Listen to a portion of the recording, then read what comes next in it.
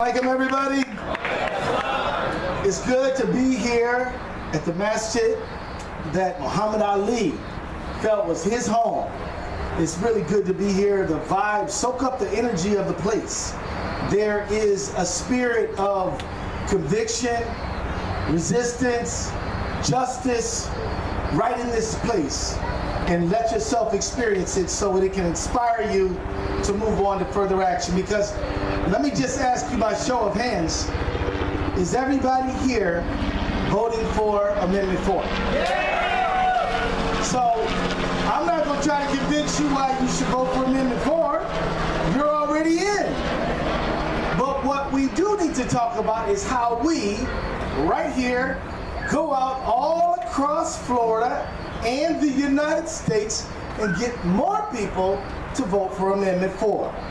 We're in. We're already sold. We're gonna do it. But we need to go figure out how to talk to our cousin and our uncle and our nephew, folks on our block and people all over the state of Florida. We've got to first of all make a personal and individual commitment that we are going to go to the places we normally don't go and talk to them folk about the importance of getting this thing passed. We've got to go to people who are unfamiliar. You should say, I don't care if you don't speak the same language I was born speaking. That's nothing but, that's a solvable problem. We got plenty of folks who can translate into Urdu and Spanish and, come on, give me some more. French, Creole, come on, give me more. Arabic, Turkish, Mandarin, somebody said Mandarin, Portuguese. Language is no problem for us. We got folks who can speak to anybody. In Florida, you guys got a beautiful tapestry, a rich reflection of humanity right here. Like everybody from the whole globe, some of them live in Florida. And you all have got to commit yourselves and build yourselves into a single body to go out and talk to all of them. There cannot be one single community that's like, well, they didn't come talk to us. You've got to find a way to get them in. And then you should sign them up. You know, making a written commitment to vote for to Amendment 4 will increase the likelihood they will actually follow through on that commitment. You want to get a written commitment. You want to say, sign up to, I'm going to vote for Amendment 4. Take a picture, tweet it out, send it out, Facebook it out, because now you're on record, and we're going to expect you to vote. You want to be able to get a Amendment 4 women's group, because you know while 90% of the people incarcerated are men, 10% are women, and a lot of women are neglected and ignored in the criminal justice system. A lot of women in the criminal justice system, a lot of women who go to prison, they were the primary caregiver for their kids when they got arrested and convicted, and so now they're not just dealing with a criminal case, they're dealing with a child protections case. And sometimes find themselves in loss of parental rights. Women are often, there's not as many services for women, there's not as many programs for women. A lot of times the facility is far away from where they grew up and where their family is. So we need an Amendment 4 committee to make sure we are engaging women all over Florida. We don't want them to think this is not our issue. Most people locked up as men, so that's like the men's thing. No, we got to make sure everybody is part of this thing. We got to make sure that people who are of the white community understand a whole lot of them have lost their rights in this criminal justice system. We don't want the racist element in this country to be able to say to white people, oh no, that's a people of color issue. You know they like to do that, right? They're always trying to figure out how to divide one from another. You got to say, no, we're going to go to the Panhandle, Central Florida, all over the state. And you know, if your relatives are locked up because of who cares what, we're going to talk to you, we're going to work with you.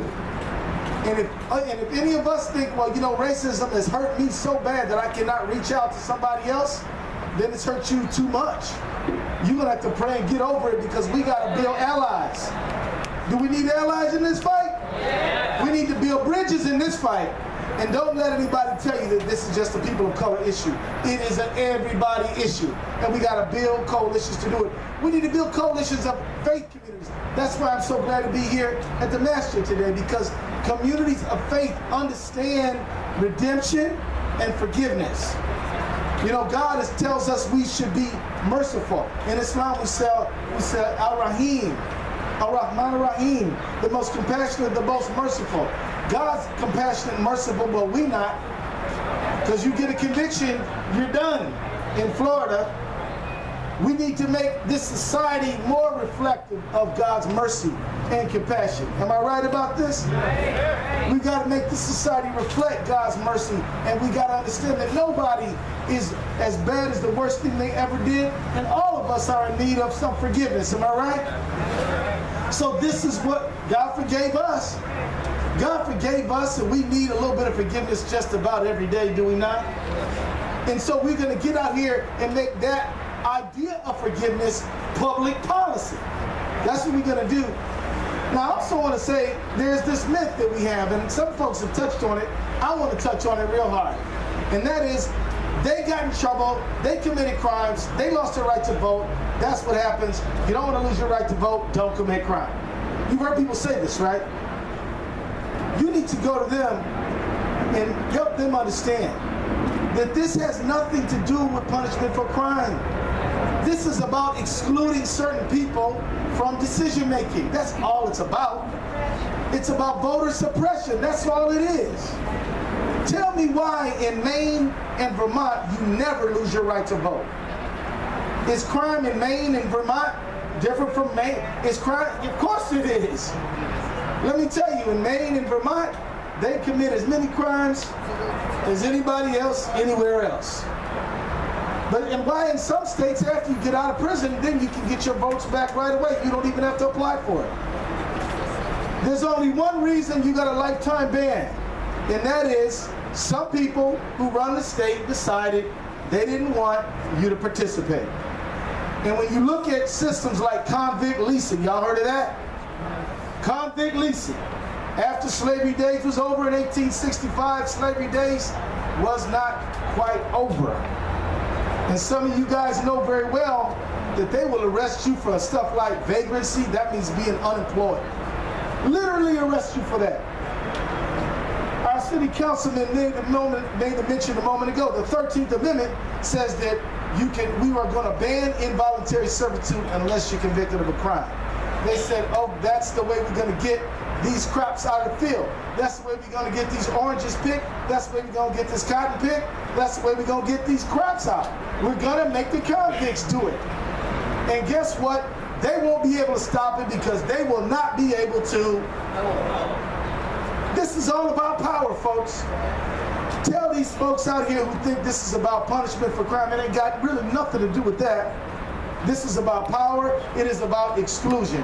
And if we can restore the vote, we can do a lot of good things for the people of Florida. We can expand Medicaid. Is that a good idea? Yeah. Who wants some health care around here? Anybody? Anybody like going to the doctor when they're sick? Anybody want to get some help when they get ill? Well, I think that's a good thing. And you can get it if you got the votes to pass it. Would anybody like to see wages go up to $15 an hour? Hey, you got the votes, you can see it happen. Now let me just tell you something. Did you all see back in December, Trump and them passed a tax cut in the amount of $1.5 trillion. 1.5 trillion. Now you thought I said billion? No. We'd be lucky if it was only $1 billion. It's $1 trillion. And guess what? We don't have the money. So we're going to China to borrow the money to give these people a tax cut. And they tell you that 83% of the benefits of this tax cut go to the top 1%. And I know some folks in the top 1%, and they're like, many of them that I know say, look, I don't need it. They say, look, whether I get this tax cut or not, I'm still going to have a nice house, maybe more than one. I'm still going to have many changes of clothes, maybe more than one. And I'm all right with it, but the greedy who want to shut the government down, strip the government down, so it's so small that it cannot help you. So when the storm comes in, there ain't no FEMA. So that when the storm comes in, you need somebody to help you rebuild, there's nobody to help you do it. They want to strip the government down so that it cannot help you, so that what they decide in their big giant mansions is going to happen, that's what happens, and our democracy can't do anything to stop it. Now, many people today are Muslim, not all, and we want to thank our brothers and sisters of other faiths here today. Let's give them a hand, everyone. By the way, my family is here today. Please give it up for the Striggles family, y'all. And you might think, well, Keith, your name is Ellison. Well, let me tell you, there's a little part of Sardis, Georgia, Burt County, Georgia, right? And there, you will find Ellison's, Striggles, and Heaths, and they're like the same family. So that's my relatives. Give them some love. Thank you. I'm going to point out to you that the fact is that this system that we're living in, this tax cut, this 1.5 trillion tax cut, they all told you that it was going to give you jobs, right? They said they're going to give you bonuses. But that's what they add to. That's what was in the paper. We just gave you a big bonus. Look at the big bonus, right? Well, I'm going to tell you, the numbers are out. The Bureau of Labor Statistics has shown us that real wages, that means wages minus inflation, is down since the tax cut. So the money that regular folk make, like us, that money is down. Your pay is not stuck, but it's actually declining. But the money they got is even bigger. Guess what? If we vote, we can change it. And this guy, Rick Scott, he's one of the worst ones in the country. He's one of the worst. Didn't he get himself in trouble with a big old fraud thing? Right? $2 billion. Now, I'm going to tell you, some folks, they used to say that they believe in ethics in government. Not so much anymore. They used to say they believe in fiscal responsibility. Not so much anymore. They used to say they believe in family values. Oh my. Good, great. You can't even have your kids watching the TV no more. But my point is, if we vote, we can change it all, folks. If we vote. I'm going to tell you this. I'm not bragging here. I'm just telling you. I just want y'all to know. In my district in Minnesota, because you all have backed me, right, all the way from Florida. That's why I'm down here, because I'm going to back you. That's how it works. We work together, right? My voting district, when you got me in office in 2006, y'all heard Curran talk about when I got here in 2006. Where's Curran? When I got here in 2006, my voter turnout was the lowest in the state of Minnesota. There's 8 congressional districts in Minnesota. My district was the lowest voter turnout in the state.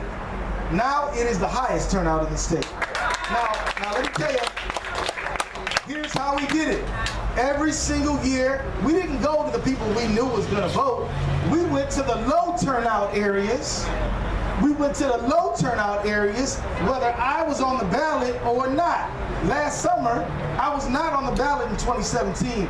We knocked on 50,000 doors between June, July, and August.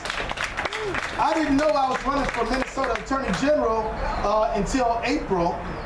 And this winter, between January and April, we knocked on 30,000. We knocked or called 30,000 people. Now, we didn't talk to all of them. We talked about 15% of them. Since I started running for Attorney General, we've knocked or called 25,000 people. If you do this year in and year out, and you have a goal to increase turnout 3% every year, and you keep notes so that when you send your teams out, you keep it count. And you capturing the emails and the telephone numbers, and you're regularly being in touch with people. And you tell them what's going on, you're sharing information. You're inviting them to important events like this. And then sometimes you ask them for some money. Yes, you do. Why? Because we need money, and do you really want some rich, giant billionaire funding your people's movement? Or do you think that the 5 and the 10s and the 20s of us can pay for it? We can pay for our own movement, y'all. Don't doubt it. Don't doubt it. What I'm telling you is, you keep it up and we increase turnout, we will win. I'm going to tell you what happens when you do this method that I'm talking about. First of all, You stop talking about what is the message. The message is what the people tell you it is. Miss Johnson tells you, my rent's too high, I can't afford my medication. My daughter, who needs medication for her diabetes, her insulin just exploded.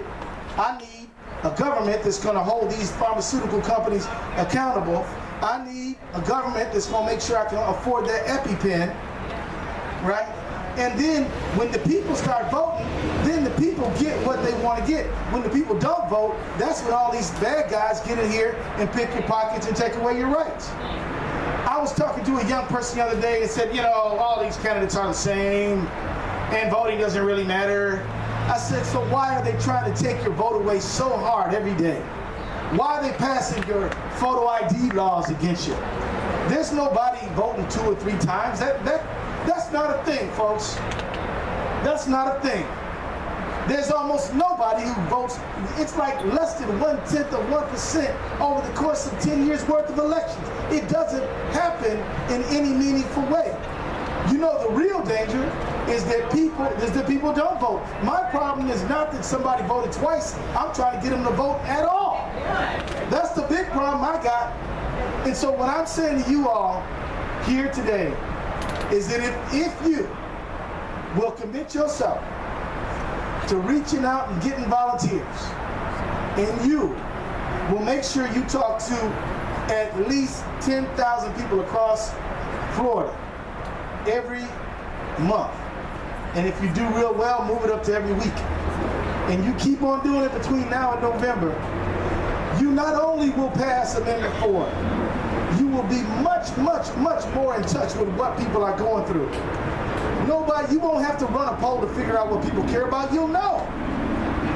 You will make people feel connected to their communities, because when somebody knocks on your door and says, we're trying to pass felon restoration of the vote, will you join us? They'll be like, yeah. You might knock on somebody's door who says, yeah, you know, my son, he moved to San Diego. He calls me sometimes, but often I'm home alone. I'm serious.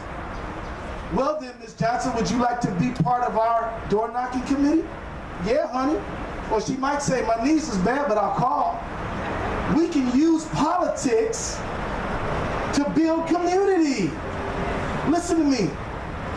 In what other situation can you walk up to a perfect stranger, somebody you do not know, and invite them to join with you to make our society better?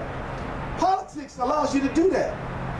You walk up to a perfect stranger and start talking about, you know, other stuff, they might consider you to be rude or strange or something. But you say, you know, we're trying to pass Amendment 4. We need you to be involved. Can you vote? Can you participate? They'll do it. You know, a lot of the young people in these blue shirts, there's a young man I just met. He had on a blue shirt. Where's he at? He might have walked away. Most of them, Dexter, where's Dexter? Come here, Dexter. Come on over here.